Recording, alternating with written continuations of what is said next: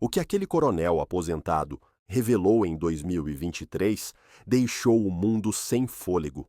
Durante quase 6 décadas, ele guardara silêncio, carregando na memória uma conversa que, segundo ele, mudou o rumo da história cubana para sempre.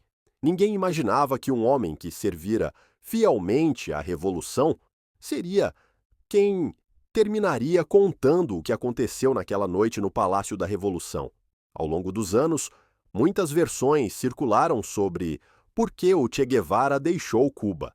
Alguns diziam que foi por idealismo, outros por uma missão internacionalista. E os mais ousados afirmavam que havia uma fratura interna entre os líderes. Mas até aquele momento tudo eram teorias. O que este coronel revelou, no entanto, parecia ter a força de uma confissão. Março de 2023, Havana, Cuba. Um homem de 93 anos, magro, de olhar sereno e voz rouca, senta-se diante de uma câmera em um quarto silencioso. Ele carrega consigo um envelope amarelado, fechado desde 1965.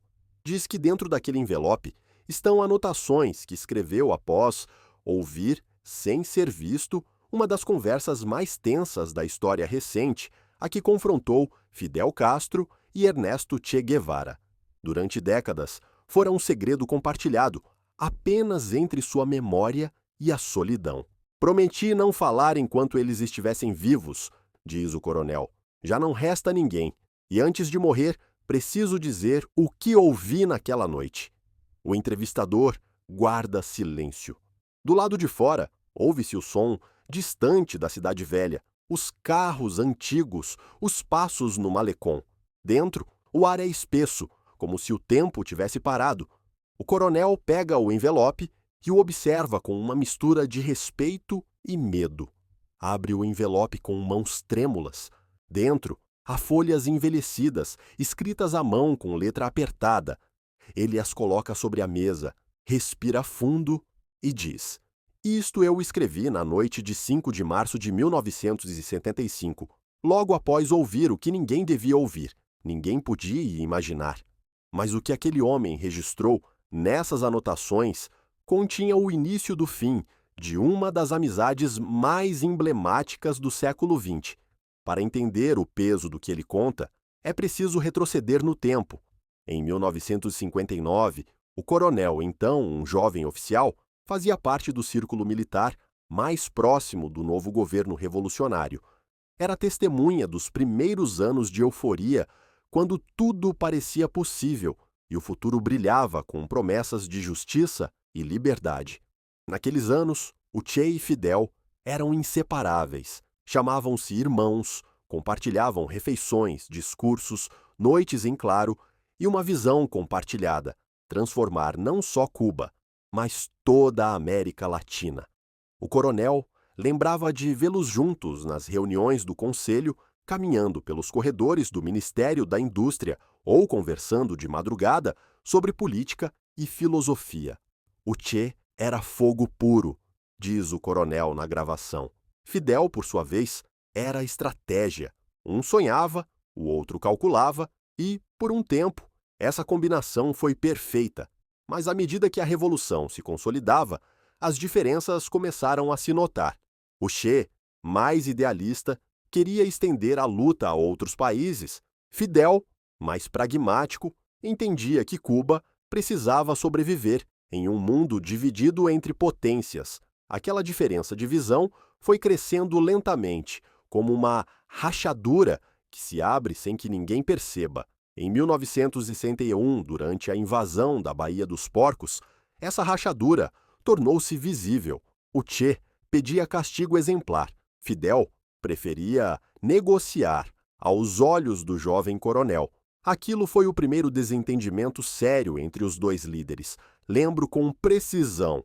Foi a primeira vez que vi o Che olhar para Fidel sem admiração. O passar do tempo não fez senão aprofundar as tensões. Durante a crise dos mísseis, em 1962, o Che acreditava que a revolução devia resistir até as últimas consequências, mesmo que isso significasse um destino fatal. Fidel, por sua vez, optou pela diplomacia. O Che dizia que preferia ver Cuba destruída a subjugada.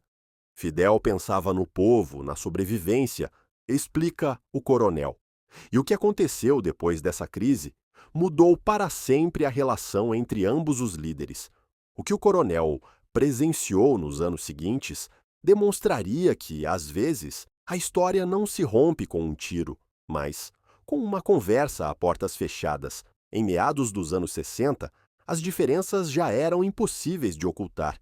O Che começara a expressar publicamente seu descontentamento com a dependência soviética. Seus discursos eram mais audaciosos, mais pessoais. Fidel, por sua vez, via o equilíbrio político oscilar. Em dezembro de 1964, o Che deu um discurso nas Nações Unidas em que criticou sem filtros a passividade do bloco socialista. Foi um ato corajoso, mas também imprudente. Quando regressou a Cuba, Fidel não foi recebê-lo. E nos corredores do poder, o silêncio foi mais eloquente que qualquer palavra.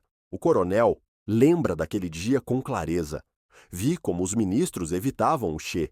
Era como se, de repente, seu fogo tivesse se tornado perigoso. Pouco depois, foi convocado para trabalhar no Palácio da Revolução.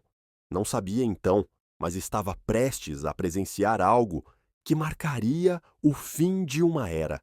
Nas semanas seguintes, o ambiente tornou-se denso. Falava-se de diferenças ideológicas, de estratégias divergentes, até que uma noite recebeu uma ordem simples: permanecer no corredor que conduzia ao escritório pessoal de Fidel Castro. Não lhe explicaram por quê, nem o que aconteceria ali. Eram quase 23 horas quando ouviu passos, depois 2 vozes. Não precisou olhar para reconhecê-las. Fidel e o Che estavam ali no cômodo ao lado. A conversa começou tranquila, mas logo se tornou uma discussão. O coronel, por instinto ou destino, pegou seu caderno e começou a escrever. Não sabia que aquelas anotações se tornariam o registro mais íntimo de uma ruptura histórica. Pensei que seria uma reunião a mais, diz na entrevista, mas o que ouvi naquela noite mudou tudo o que eu acreditava saber sobre eles. E enquanto a câmera o grava, o coronel fecha os olhos e repete uma frase que parece tê-lo perseguido por toda a vida. Naquela noite, 2 irmãos deixaram de sê-lo. O coronel, aposentado, se ajeita na cadeira, toma um longo fôlego e olha para o envelope que tem sobre a mesa. Diz que dentro daquelas folhas está o registro exato do que ouviu naquela noite durante quase 60 anos. As guardara ocultas em uma caixa metálica, embrulhadas em um pano de linho, protegidas do pó e da história. Naquela noite, murmura, a história mudou seu curso, mas ninguém percebeu. Havana, março de 1975. Naquele tempo, o Palácio da Revolução não era apenas um edifício de poder. Era um santuário onde se tomavam decisões que podiam alterar o destino de um continente. O coronel, então, um jovem oficial encarregado da segurança interna, fora chamado com urgência pouco depois das 22 horas. Não lhe explicaram nada, apenas ordenaram que permanecesse no corredor principal, junto ao escritório privado do comandante em chefe. O silêncio do corredor lhe parecia insuportável. Lembrava o som do relógio marcando os segundos, o eco de passos distantes e, ao fundo, uma voz que conhecia bem, a de Fidel. Falava pausado, grave. Depois, outra voz mais firme, mais veemente. Interrompeu o ritmo. Era o Che Guevara. Mal os ouviu, soube que não era uma reunião qualquer. No início, pensei que discutiam política internacional, conta o coronel. Mas logo percebi que era algo muito mais pessoal. Não falavam como aliados nem como líderes. Falavam como 2 irmãos que já não se reconhecem. A porta estava entreaberta. O coronel deu um passo à frente, o suficiente para ouvir com clareza. Dentro, a discussão era tensa, mas contida. Fidel falava de estratégia, de alianças necessárias, de equilíbrio entre nações. O Che o interrompia uma e outra vez, insistindo que os princípios não se negociavam. O coronel pegou seu caderno de anotações, um pequeno que sempre carregava no bolso do uniforme, e começou a escrever, com a letra apertada, de quem teme esquecer algo importante. Essas linhas, diz hoje, não foram escritas por curiosidade, foram escritas porque soube que, se não o fizesse, aquele momento se perderia para sempre. Dentro do escritório, a tensão crescia. Fidel insistia que Cuba precisava de estabilidade, apoio soviético, tempo para consolidar as conquistas da Revolução. O Che, por sua vez, não aceitava a ideia de depender de nenhuma potência estrangeira, nem mesmo de uma aliada. Se permitirmos que outros ditem nossos passos, disse, a Revolução deixa de ser nossa. Houve um longo silêncio, daqueles que parecem durar uma eternidade. O coronel lembra o barulho do vento batendo nas janelas. Fidel se levantou da cadeira. Soube porque ouviu o roçar de suas botas. Caminhou alguns passos e disse com voz baixa, mas firme: Ernesto, você não pode continuar acreditando que o mundo se muda só com vontade. Há momentos em que sobreviver também é uma forma de lutar. O Che respondeu com uma frase que o coronel jamais esqueceu: prefiro morrer lutando pelas minhas ideias do que viver me adaptando à comodidade do poder. Aquele intercâmbio marcou o ponto de ruptura. A revolução que haviam construído juntos começava a dividi-los, e o que se passou nos minutos seguintes revelaria que a distância entre eles já não era política, era humana. O que o coronel ouviu depois o acompanhou por toda a vida. E se ainda não o fez, inscreva-se agora e fique, porque o que você está prestes a descobrir mudará completamente sua forma de entender esta história. O tom da conversa mudou. Fidel falava agora com um matiz quase paternal, tentando convencê-lo a ficar. Lembrava os anos na Sierra Maestra, as batalhas vencidas, os sonhos compartilhados, mas o Che se mostrava implacável. Dizia que seu destino não estava nos escritórios, mas nas montanhas do mundo. O coronel anotava cada palavra, cada pausa, cada respiração entre frases. Entendia que o que estava ouvindo era mais do que uma discussão entre dois homens. Era o nascimento de uma lenda e, ao mesmo tempo, o início de uma tragédia. De um lado, o líder pragmático que tentava sustentar um país. Do outro, o idealista disposto a sacrificar tudo por suas convicções. O Che falou da África. Lembra o coronel. Disse que havia povos inteiros esperando ajuda, que a revolução devia se expandir ou morrer. Fidel o escutava, mas seu silêncio pesava mais do que qualquer palavra. Por momentos, a conversa baixava de tom, como se ambos tentassem recuperar o controle, mas cada tentativa terminava igual, com mais reprovações, mais feridas abertas. O coronel podia sentir como o ar naquele corredor se tornava denso, carregado de uma tensão que parecia física. Houve um instante em que o Che disse algo que mal conseguiu ouvir. Não é a revolução que mudou, Fidel, é você. Depois disso, um golpe seco. Talvez um punho sobre a mesa e depois nada. Apenas respirações agitadas e um silêncio que doía. Foi então, continuou o coronel, que entendi que aquela amizade não sobreviveria àquela noite. Ficou imóvel, sem se mexer, esperando ordens, sem saber se devia entrar ou se afastar. Mas não o fez. Ficou ali, ouvindo até o fim. A conversa se estendeu por quase 2 horas. Fidel e o Che passaram do reproche à nostalgia, do idealismo à resignação. Pareciam 2 irmãos se despedindo, sem saber como dizer adeus, diz o coronel, e sua voz se quebra ao lembrá-lo. Quando tudo terminou, o coronel voltou ao seu quarto no quartel, pegou suas anotações e escreveu tudo o que ouvira, palavra por palavra, antes que o cansaço e o medo o fizessem esquecer. Não dormiu naquela noite. Sabia que havia presenciado algo que nunca poderia contar. Pelo menos não enquanto eles vivessem.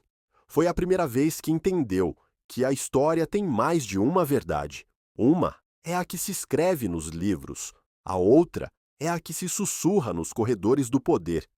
E antes de fechar a parte, o coronel volta a olhar para a câmera e diz: naquela noite, Fidel perdeu seu companheiro mais fiel e o Che, seu irmão mais humano. Mas o que aconteceu depois daquela conversa, nem eu estava preparado para ouvir. O coronel, aposentado, fecha os olhos por um instante antes de continuar. Diz que naquele momento, o som das vozes dentro do escritório se tornou mais intenso, mais próximo, como se as próprias paredes contivessem a respiração. O corredor estava deserto. Só ele, seu caderno e a sensação de estar diante de algo que ninguém mais devia ouvir. Tomei nota de cada palavra que consegui captar, diz. Não porque quisesse, mas porque senti que o futuro precisaria saber. Dentro do escritório, Fidel falava com a calma de quem está acostumado a ser ouvido. Seu tom era baixo, mas firme. Ernesto, há decisões que não podemos tomar com o coração. A revolução não sobrevive com ideais, sobrevive com estratégia. O Che respondeu sem hesitar. Uma revolução sem ideais não é mais do que outro governo.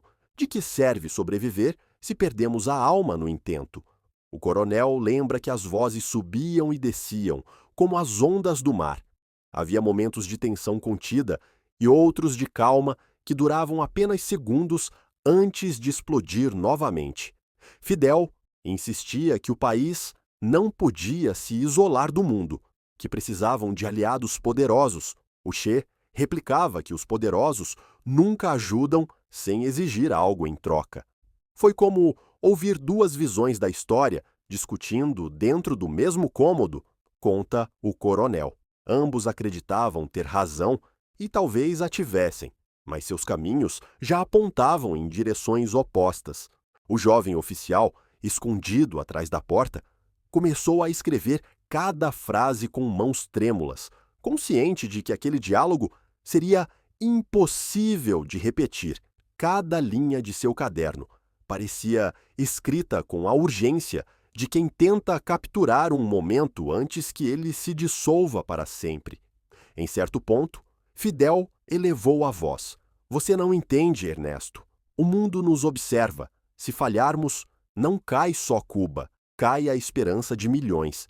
O Che respondeu com uma serenidade que desarmava qualquer argumento. Não temo o fracasso, Fidel. Temo a mediocridade. E o silêncio que se seguiu foi tão longo que o coronel pensou que um dos dois havia abandonado a sala. Mas não foi assim. Ao contrário, o que veio depois foi ainda mais humano, mais cru. Fidel falou de responsabilidade, de povo, de política. O Che falou de princípios, de dignidade, de destino, dois mundos enfrentados dentro da mesma revolução. E o que o coronel ouviu a seguir revelou que não era apenas um conflito político, mas uma ferida emocional entre dois homens que haviam deixado de se reconhecer como irmãos. A voz de Fidel mudou. Já não soava irritada, mas ferida. Ernesto, quando te olho, vejo o mesmo homem que conheci no México, o que acreditava que podíamos mudar tudo, mas a realidade é outra. Não estamos na Sierra, estamos governando um país.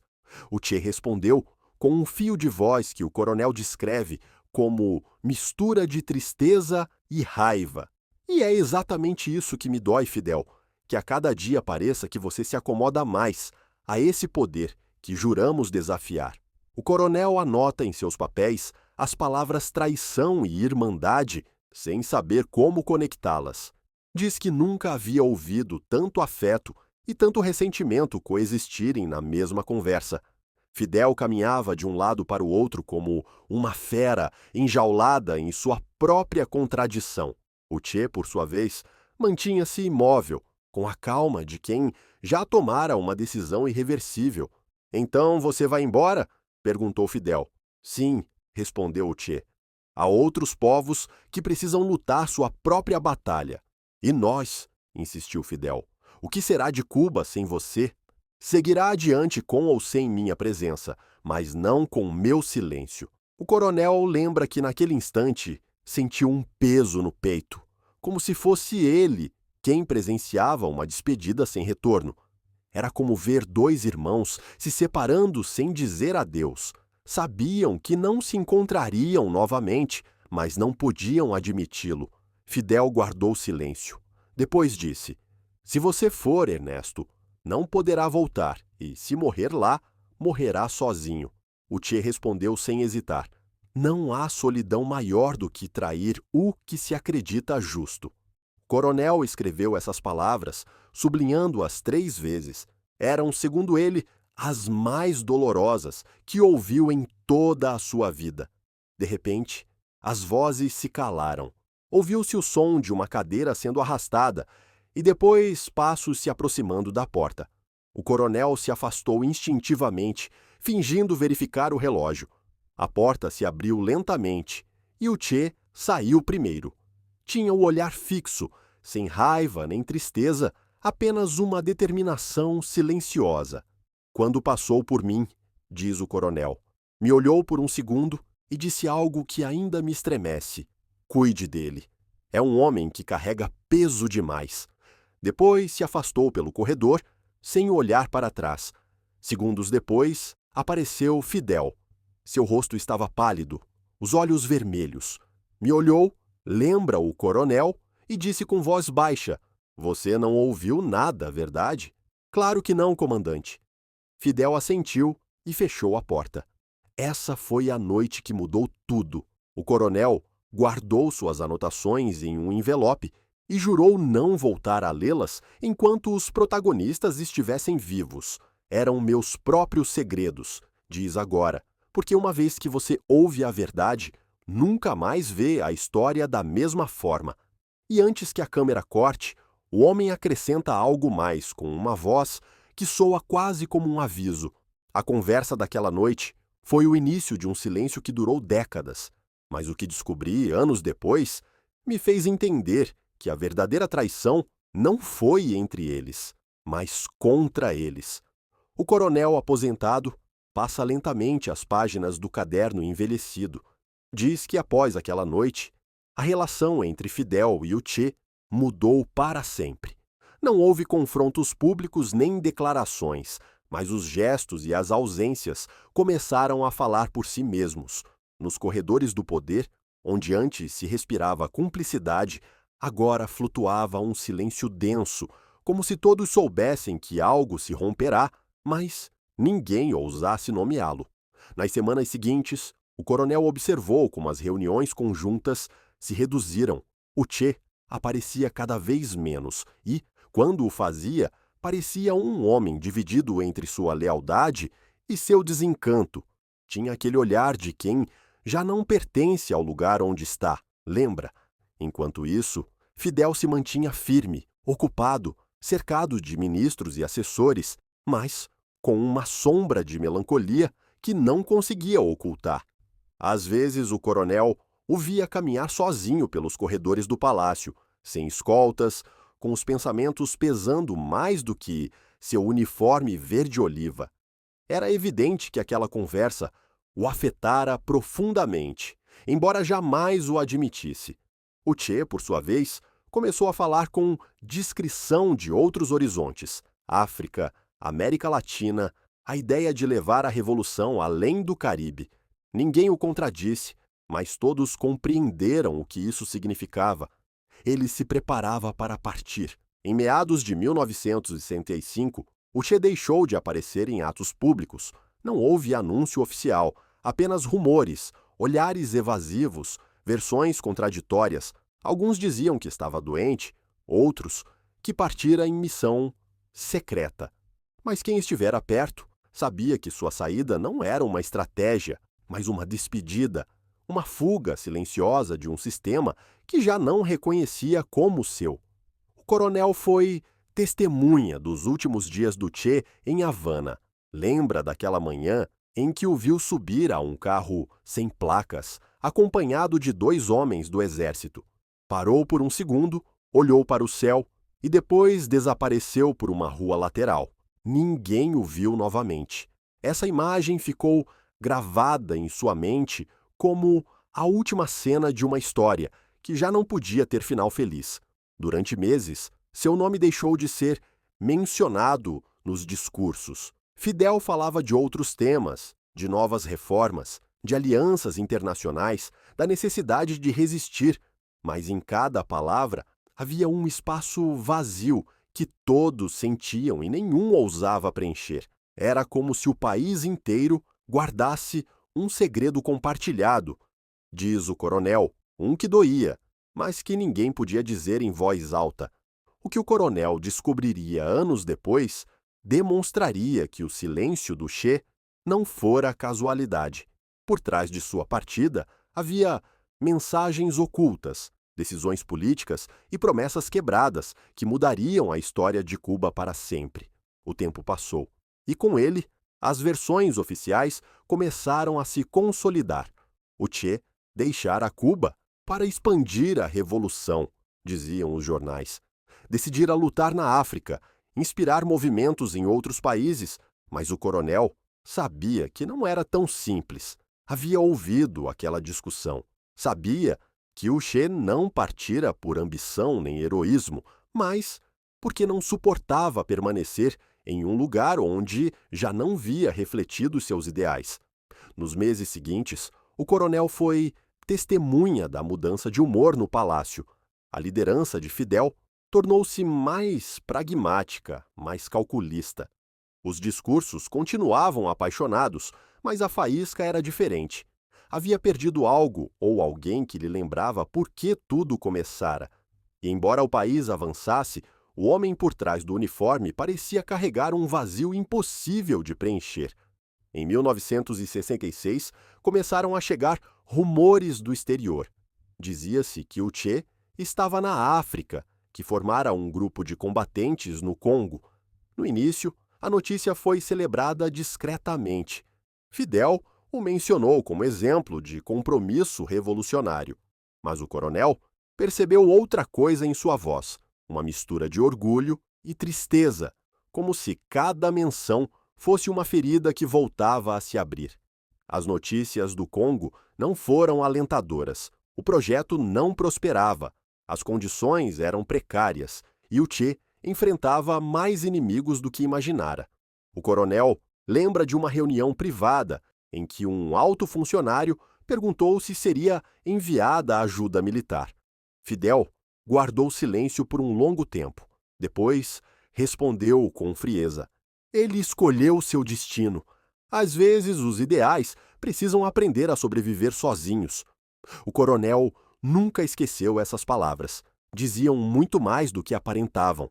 Não eram as de um líder indiferente, mas as de um homem dividido entre o dever político e o remorso pessoal. Era como se a distância entre eles continuasse crescendo, mesmo sem se verem, mesmo sem falar. Pouco depois começaram a circular documentos e mensagens cifradas. O Che pedia recursos, homens, apoio logístico, mas a ajuda tardava ou simplesmente não chegava. O coronel, que ainda tinha acesso a informações confidenciais, viu como as ordens eram retardadas intencionalmente, como as respostas eram ambíguas ou evasivas. Compreendi então, diz, que o silêncio não era um acidente, era uma decisão. Essa decisão marcaria o destino de ambos.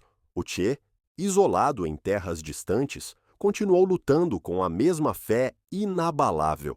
Fidel, desde Havana, o observava à distância, tentando convencer o mundo e a si mesmo de que tudo estava sob controle. Mas no seu interior, o coronel assegura, sabia que estava perdendo mais do que um aliado. Estava perdendo uma parte de si mesmo.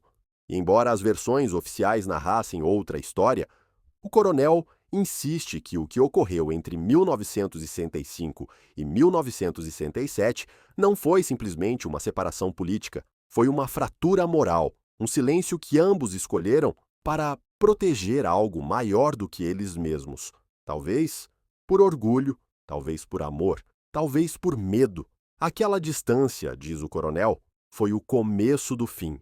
Porque quando os homens que fizeram a história juntos deixam de falar, a história começa a se escrever sozinha e nunca diz toda a verdade. O coronel aposentado guarda silêncio por alguns segundos antes de continuar. Diz que nos 2 anos seguintes, o nome de Ernesto Che Guevara mal foi mencionado dentro do palácio.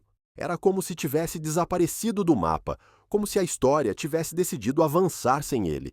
Mas, nos corredores mais reservados, os informes continuavam chegando. Telegramas do exterior, relatórios de inteligência, cartas cifradas. Todos diziam o mesmo. O Che estava em perigo.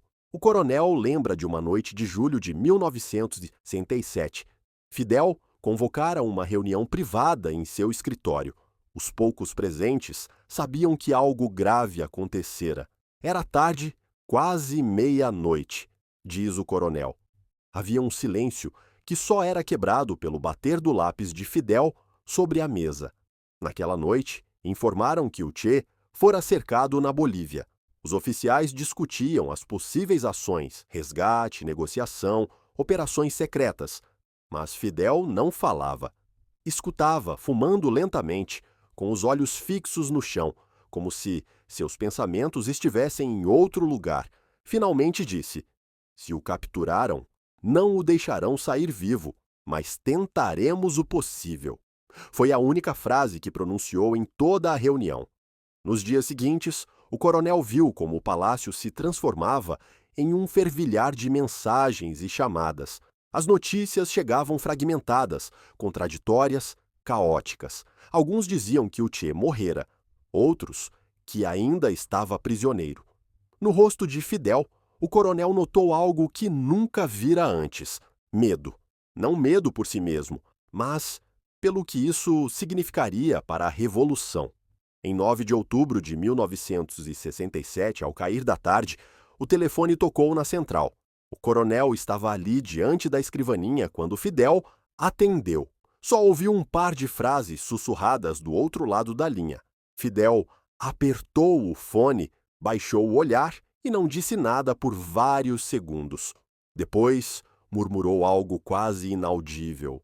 Acabou.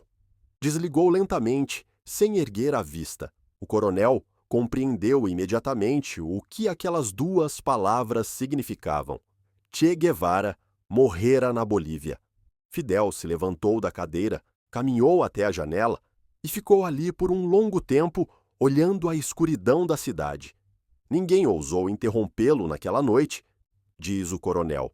Não era o líder que estava diante de mim. Era um homem que acabara de perder seu irmão. Horas depois, Fidel ordenou que nenhuma informação fosse divulgada até confirmarem os detalhes. "Esperaremos a evidência", disse com voz trêmula. "Mas se for certo, o mundo deve saber quem ele foi, não como morreu." Depois se trancou sozinho no escritório. De fora, o coronel ouviu passos, um golpe seco sobre a mesa e depois um longo silêncio, como se o tempo tivesse parado. Mas o que o coronel ouviu naquela noite atrás da porta fechada o marcaria para sempre. Não eram ordens nem discursos. Era a confissão de um homem quebrado por dentro. "Eu o matei", ouviu dizer. Essa frase se repetiu 3 vezes, apenas em um sussurro. "Eu o matei. Poderia tê-lo salvado, mas não o fiz." O coronel não se moveu. Sabia que devia ir embora, mas não pôde. Havia algo naquele tom que não pertencia ao comandante, mas ao amigo, que perdera o único homem que ousava desafiá-lo sem medo. Quando Fidel saiu do escritório, seu rosto estava pálido.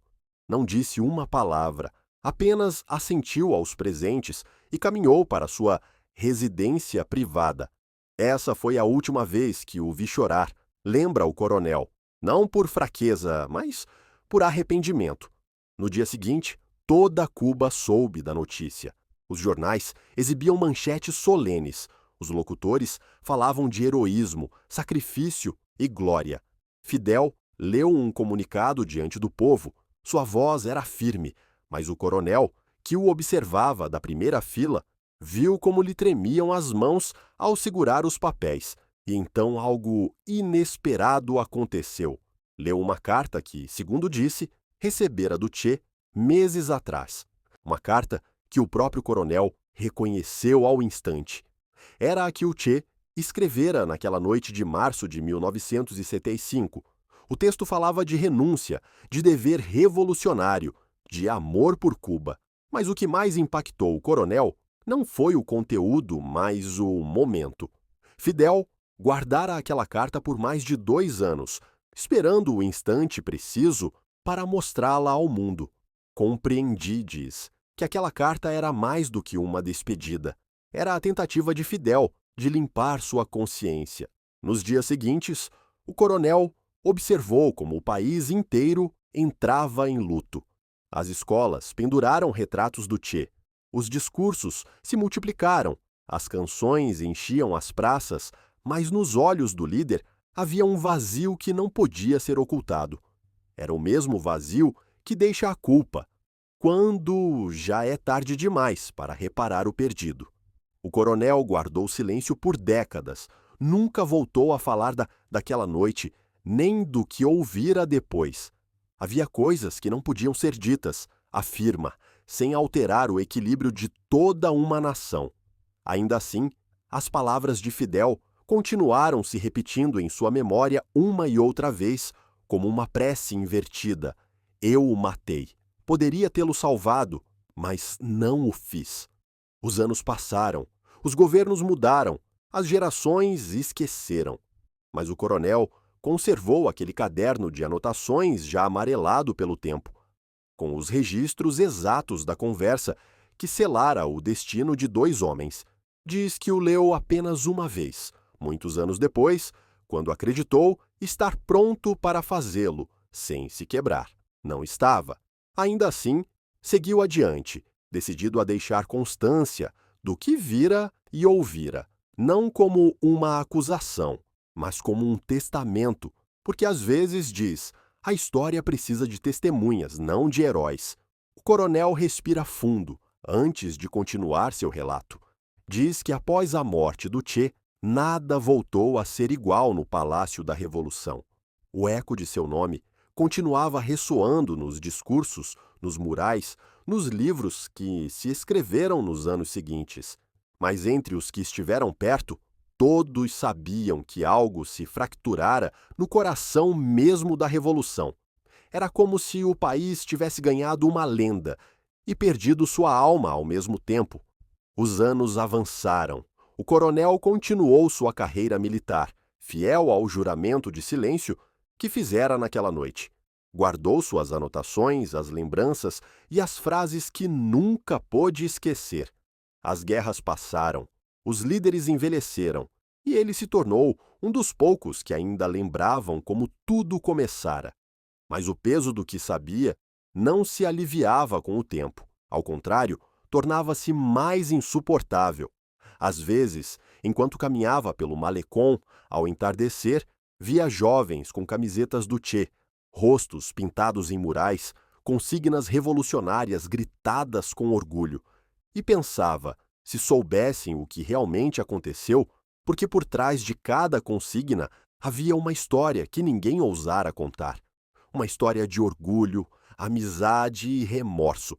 Uma história que não cabia nos livros escolares. O coronel tentou esquecer, mas nunca pôde.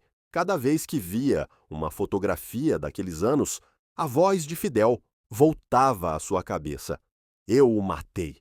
Poderia tê-lo salvado, mas não o fiz. E com ela, as imagens de uma época em que tudo parecia possível, até que o poder, o medo e o ego se interpuseram entre 2 homens que alguma vez sonharam mudar o mundo juntos. Os anos passaram, e os rostos de ambos se tornaram símbolos opostos. Um, o guerrilheiro heróico, o mártir, o outro, o líder incansável, o estrategista. Mas o coronel sabia que por trás dessas 666 imagens existiam seres humanos presos às suas próprias decisões, e essa era a verdade que o mantinha acordado todas as noites. Em 2019, mais de 5 décadas após aquela conversa, o coronel recebeu uma chamada que mudaria tudo. Era um antigo colega que trabalhava no arquivo histórico do governo. Começaram a desclassificar documentos pessoais de Fidel Castro, cartas, diários, anotações manuscritas. Há algo que você deveria ver, disse a voz do outro lado do telefone.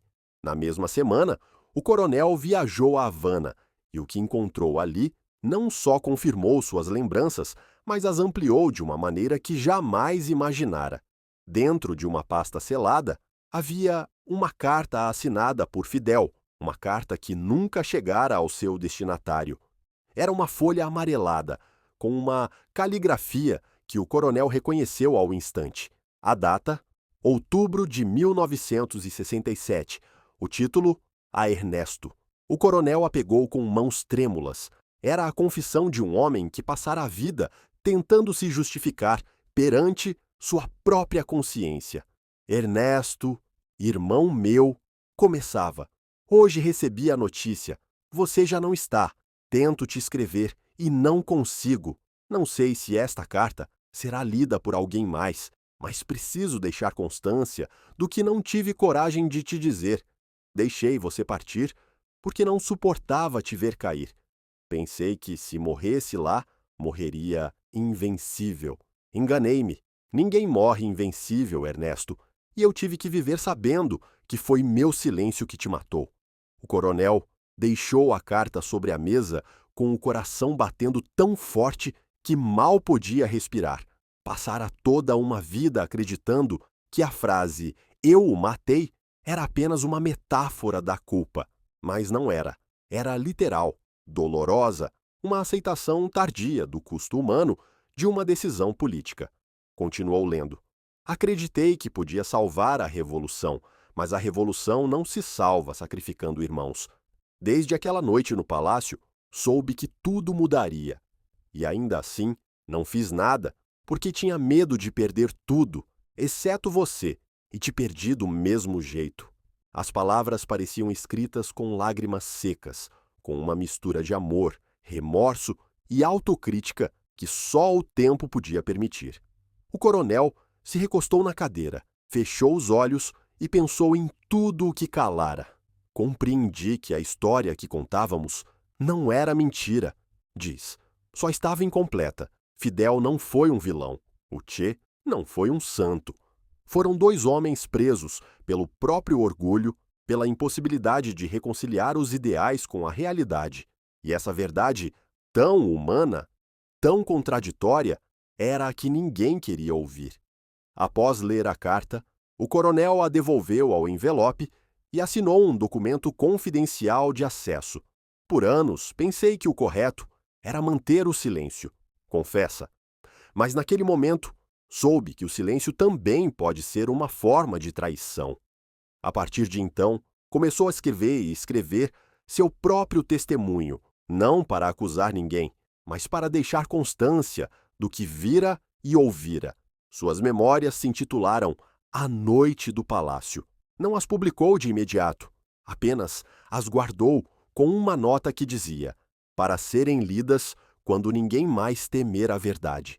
Era a sua maneira de cumprir com ambos, com Fidel, que lhe pedira esquecer, e com o Che, que morrera sem saber quanto o haviam amado.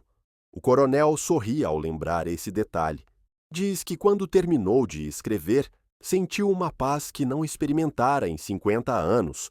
Pela primeira vez não calava por medo, mas por respeito, respeito a uma história que não lhe pertencia só a ele, mas a todos os que alguma vez acreditaram em algo maior do que eles mesmos. E agora, em 2023, com o tempo se esgotando e os nomes já convertidos em mito, decidiu falar porque, segundo suas palavras, a história não se cura escondendo as feridas, mas expondo-as à luz. O que começara como um ato de obediência se transformou em sua última missão: contar a verdade sem heróis nem vilões. A câmera focava o rosto do coronel. Seus olhos, cansados, mas firmes, pareciam olhar além do presente. Diante dele, sobre uma mesa de madeira, repousavam dois objetos: seu caderno de anotações e uma cópia da carta de Fidel. Quase 6 décadas haviam passado desde aquela noite no Palácio da Revolução, mas sua voz ainda tremia ao recordá-la. Há coisas que um homem pode calar por toda a vida, disse. Mas o silêncio também envelhece, e quando envelhece, se transforma em fardo. O entrevistador guardou silêncio, esperando que continuasse. O coronel tomou fôlego e prosseguiu. Muitos acreditam que a história é uma linha reta, com bons e maus, mas eu os vi de perto. Eram dois homens com o mesmo sonho e medos diferentes. Um temia perder a pureza de seus ideais, o outro perder a obra que construíra com tanto sacrifício. O coronel falou devagar, como se cada palavra tivesse o peso de uma vida. Ouvi Fidel repetir essa frase mais vezes do que gostaria de admitir. Nunca o disse em público, claro, mas o ouvi quando acreditava estar sozinho. Eu o matei porque não pude salvá-lo, e essa confissão o acompanhou até o fim. Não há vitória que apague esse tipo de culpa. Mas o mais impactante não foi o que Fidel disse naquela noite, mas o que nunca chegou a dizer. As palavras que calou foram talvez as que mais o perseguiram. O coronel fez uma pausa e olhou para a câmera. Fui testemunha dessa ruptura. Vi dois irmãos se destruírem com palavras e depois continuarem se amando em silêncio. Fidel não precisava de inimigos externos. Sua maior batalha foi com sua consciência, e o Che morreu acreditando que fora abandonado, sem saber que quem o deixara ir também morrera pouco a pouco por dentro. As luzes do estúdio eram suaves, iluminando apenas seu perfil. De vez em quando, o coronel passava os dedos pela capa do caderno, como quem acaricia uma lembrança. Por anos, pensei que meu dever era proteger o mito. Hoje entendo que o mito já não precisa de proteção, mas a verdade sim precisa ser contada. Seu tom mudou, tornou-se mais reflexivo. Não quero que se interprete isto como uma acusação. Não julgo ninguém. Só quero que as novas gerações saibam que mesmo os gigantes duvidam, que os heróis também se quebram e que nenhuma revolução pode sobreviver se esquecer sua parte humana. O entrevistador perguntou se ele se arrependia de ter calado por tanto tempo. O coronel sorriu com tristeza. Não me arrependo. Se tivesse contado antes, ninguém teria acreditado. Cada história tem seu momento e esta precisou esperar 58 anos para ser ouvida. E o que disse ao final daquela entrevista deixou toda a equipe em silêncio, porque foi mais do que uma reflexão, foi uma despedida. Sempre pensei que servir à história era obedecer ordens, mas hoje entendo que servir à história é contá-la com verdade, mesmo que doa. Fidel e o Che não foram deuses nem demônios, foram homens, e justamente isso, os torna maiores do que qualquer estátua. Ficou olhando a câmera por alguns segundos. Há algo que aprendi tarde, acrescentou. A história não se escreve com vitórias, mas com cicatrizes, e as deles, embora não se vejam, ainda marcam a alma de todo um continente. O silêncio que se seguiu foi absoluto. O som das fitas, o eco do estúdio e a respiração entrecortada do coronel pareciam formar parte do mesmo compasso. Depois, lentamente, baixou o olhar para o caderno. Quando terminar esta entrevista, voltarei a guardá-lo, disse-me. Não porque tenha medo, mas porque já cumpri, já contei, e isso é suficiente. Essa foi a última vez que o coronel apareceu em público. Dias depois, seu testemunho foi difundido em vários meios latino-americanos, provocando um impacto imediato, não pela controvérsia, mas pela humanidade que continha. Pela primeira vez, as pessoas ouviam uma versão da história que não buscava heróis, mas compreensão. Os historiadores debateram, os críticos opinaram, e os mais jovens descobriram que, por trás dos grandes nomes, havia homens de carne e osso que amavam, se equivocavam e também choravam. E embora alguns duvidassem da autenticidade do testemunho, ninguém pôde negar sua força emocional nem sua coerência. com os fatos que todos acreditavam conhecer. Hoje, em 2025, o arquivo onde repousam suas memórias está aberto ao público. Na primeira página do caderno, escrita com letra trêmula, pode-se ler uma frase que resume toda a sua vida. Os heróis morrem uma vez, os testemunhas morrem todas as noites. E assim, após quase 6 décadas de silêncio, revelou-se uma verdade que não buscava destruir a história, mas completá-la. Uma verdade que mostrou que mesmo os líderes mais grandes podem ser prisioneiros de suas decisões e que o verdadeiro poder não está em calar, mas em ousar lembrar. Se este testemunho te fez pensar, refletir ou simplesmente ver a história com outros olhos, inscreva-se no canal e ative o sininho, porque aqui seguiremos explorando as verdades ocultas por trás dos momentos que marcaram toda uma geração. Sua opinião também conta. Deixe-a nos comentários e nos diga: você acha que Fidel fez o certo ao guardar silêncio ou seu silêncio foi o erro que mudou a história?